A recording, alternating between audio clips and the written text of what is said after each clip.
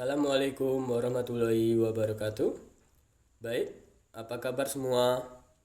Semoga semuanya dalam keadaan sehat. Baiklah, pada kesempatan kali ini saya Adrianto Prabowo dengan NIM 243005010006 Program Studi Pendidikan Matematika Fakultas Keguruan dan Ilmu Pendidikan Universitas Adiwangsa Jambi. Video ini saya buat untuk memenuhi tugas mata kuliah pengantar pendidikan yang diampu oleh Bapak Mentizal MPD. Pada video ini saya akan membahas tentang gerakan baru pendidikan dan pengaruh terhadap pelaksanaan di Indonesia atau pendidikan alam sekitar. Hal yang melatar belakangi mengenai gerakan baru yang terjadi pada pendidikan berkaitan dengan lingkungan peserta didik. Dalam hal ini adalah pendidikan alam sekitar sangat membantu siswa dalam memahami pembelajaran melalui implementasi langsung di alam sekitar. Dapat dikatakan bahwa pembelajaran alam sekitar sebagai project based learning yang mana tidak hanya memperdalam pemahaman peserta didik, tetapi juga mengembangkan keterampilan kerjasama dan menyelesaikan masalah.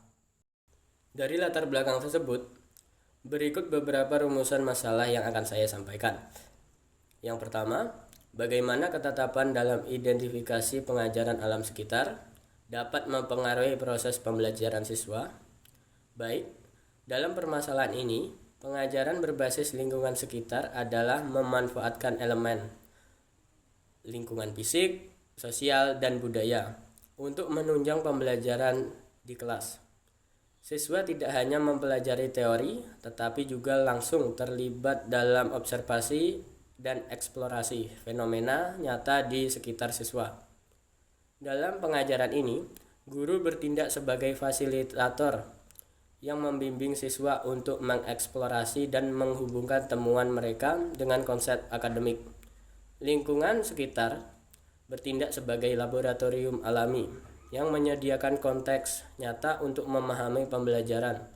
Pembelajaran berbasis lingkungan sangat relevan untuk mata pembelajaran IPA, IPS, dan geografis. Selanjutnya, pembahasan yang kedua, yaitu mengenai prinsip dan langkah pengajaran alam sekitar. Poin pertama, prinsip pengajaran alam sekitar. Ada 4 prinsip. Yang pertama, relevansi dengan kehidupan siswa. Contohnya, siswa yang tinggal di daerah pesisir mempelajari pola pasang surut air laut untuk memahami perubahan ekosistem laut. Yang kedua, pembelajaran aktif melalui kegiatan pengamatan, eksperimen, dan eksplorasi di lingkungan nyata. Siswa menjadi lebih aktif dalam proses pembelajaran. Yang ketiga, pengalaman nyata. Melalui terjun langsung ke alam memberikan pengalaman konkret dibanding pembelajaran teori. Dan yang terakhir, integrasi antar bidang atau memadukan berbagai pelajaran dalam sekali melakukan perjalanan ke konservasi mangrove. Dapat mempelajari tentang keragaman hayati, yaitu fokus belajar biologi, tentang peta wilayah mangrove fokus geografis, dan melukis mangrove fokus seni budaya. Poin kedua, langkah-langkah pengajaran alam sekitar yaitu: pertama, mengidentifikasi masalah. Kedua, merencanakan kegiatan. Yang ketiga, melaksanakan observasi lapangan. Yang keempat, diskusi menghubungkan dengan teori yang diajarkan. Yang kelima, refleksi atau membuat kesimpulan dalam bentuk laporan. Setelah kita ketahui mengenai prinsip dan langkah pengajaran alam sekitar, mari kita lihat apa saja keuntungan pembelajaran alam sekitar. Yang pertama, meningkatkan kepedulian lingkungan. Jika siswa sudah melihat langsung lingkungannya, maka akan lebih mudah mengetuk kesadaran untuk menjaga lingkungan. Contohnya, siswa melihat tumpukan sampah di sungai, mereka tahu itu dapat mengganggu kehidupan ikan ataupun manusia. Yang kedua, mengembangkan keterampilan pemecah masalah. Saat mereka tahu sampah dapat mengganggu ikan, akan lebih berpotensi mereka tidak akan membuang sampah di sungai. Yang ketiga, mendorong pembelajaran kontekstual sesuai hal-hal yang diajarkan secara teori dan dipraktikkan ke alam langsung. Yang keempat, mengembangkan sikap tanggung jawab terhadap lingkungan. Setelah siswa memahami secara teori dan praktik di lapangan, membuat mereka lebih bisa bersikap tanggung jawab atas segala hal yang dilakukan di alam sekitar. Yang kelima, membina keterampilan sosial dan kerjasama.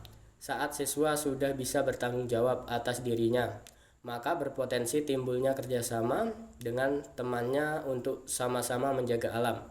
Karena menjaga memang dimulai dari diri sendiri, tetapi tidak cukup harus bersama-sama untuk hasil yang maksimal. Selanjutnya, pengembangan pengajaran alam sekitar. Dalam pengembangan pembelajaran berbasis lingkungan, diperlukan kolaborasi antara sekolah, komunikasi, dan pemerintah daerah, di mana kerjasama antar komponen saling mendukung. Misalnya, di daerah pedesaan, sekolah dapat mengurus izin kepada daerah lokal dan kelompok petani untuk menggunakan sawah atau lahan pertanian untuk melaksanakan pembelajaran lebih kontekstual bagi siswa. Selain itu, teknologi juga dapat digunakan untuk pembelajaran berbasis lingkungan, seperti aplikasi yang penuh ilustrasi atau rekaman asli suatu fenomena lokal. Hal ini untuk mempersiapkan mereka menjadi generasi perubahan yang peduli dengan alam sekitar. Di dalam pembelajaran alam sekitar, kita harus melakukan pendekatan pengajaran seperti pengembangan, pengajaran pusat perhatian. Pendekatan pengajaran pusat perhatian ini bertujuan untuk mengedepankan minat, kebutuhan, dan kemampuan siswa dalam setiap aktivitas belajar. Guru bertindak sebagai fasilitator yang memandu siswa untuk mengeksplorasi materi pembelajaran sesuai dengan minat dan keinginan mereka, dan juga membantu siswa mengembangkan keterampilan berpikir kritis dan kreatif. Melalui pendekatan ini, siswa diharapkan mampu mengembangkan kemampuan untuk berpikir kritis, kreatif, serta aplikatif terhadap isu-isu yang relevan di dunia nyata. Selain itu, ada juga pengembangan pendekatan pengajaran proyek. Pendekatan yang melibatkan siswa dalam menyelesaikan masalah nyata yang relevan dengan kehidupan mereka. Berikut tahapan dalam pengajaran proyek. Langkah pertama, menentukan masalah yang relevan dengan lingkungan siswa, tentunya dengan bantuan guru. Langkah kedua, perencanaan. Siswa dibantu menyusun rencana kerja termasuk metode seperti survei, wawancara, atau observasi. Langkah ketiga, implementasi. Dengan didampingi dan dipandu oleh guru, siswa melaksanakan aktivitas langsung di lapangan sesuai rencana proyek.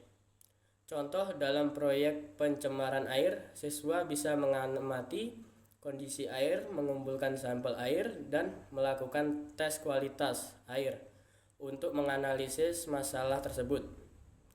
Langkah keempat, pelaporan. Siswa mempresentasikan hasil proyek mereka kepada guru berisi tentang temuan-temuan mereka selama melaksanakan proyek, serta analisis dan solusi yang diusulkan untuk mengatasi masalah yang telah dipelajari.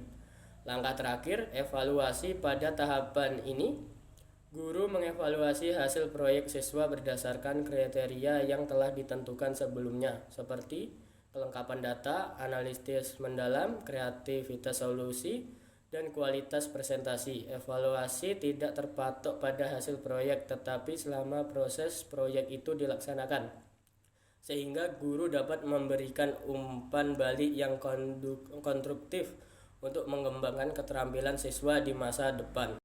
Demikianlah pemaparan saya mengenai gerakan baru dan pengaruhnya terhadap pelaksanaan pendidikan di Indonesia.